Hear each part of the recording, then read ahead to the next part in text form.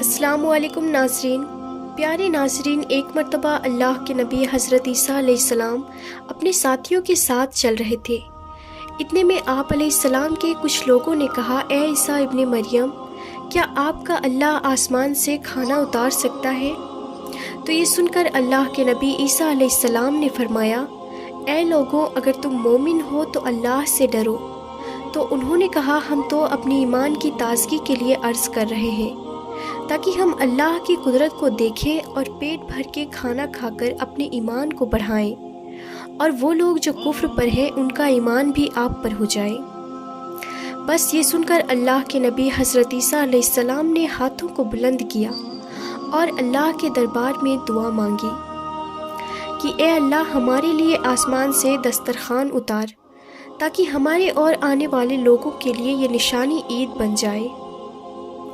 بے شک تم بہترین رزق دینے والا ہے۔ بس اللہ نے جیسے ہی حضرت عیسیٰ علیہ السلام کی دعا سنی تو فرمانے لگے، اے عیسیٰ، تمہارے پروردگار نے تمہاری دعا قبول کر دی، لیکن اس دسترخوان کے اترنے کے بعد اگر ان لوگوں نے خیانت کی تو ان پر وہ عذاب نازل ہوگا جو آنے والی نسلوں کے لیے مثال بن جائے گا۔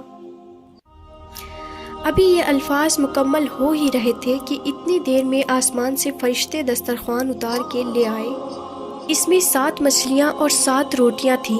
بعض روایتوں میں ہے کہ آسمان سے مچھلی اور گوشت اترا، اور کچھ روایت میں ایک بڑی مچھلی خوب پکی ہوئی، اور قسم قسم کی سبزیاں اور روٹیاں دسترخوان پر موجود تھیں، اور ایک روٹی پر روغن زیتون، ایک پر شہد، ایک پر گھی، ایک پر پنیر اور ایک پر گوشت کی بوٹیاں تھیں۔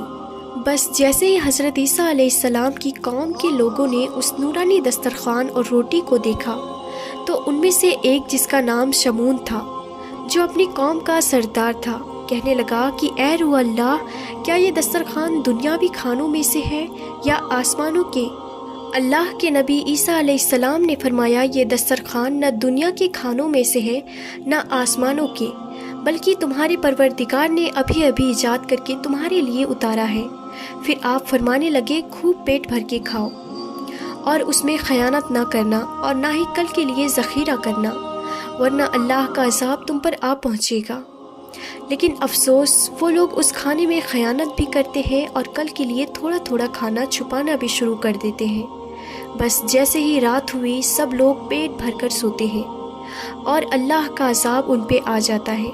اب جیسے ہی سورج طلوع ہوا تو ان میں سے کچھ خنزیر تو کچھ بندر بن جاتے ہیں اور ادھر ادھر بھاگنا شروع کر دیتے ہیں اور اپنے آپ کو نوچتے رہتے ہیں۔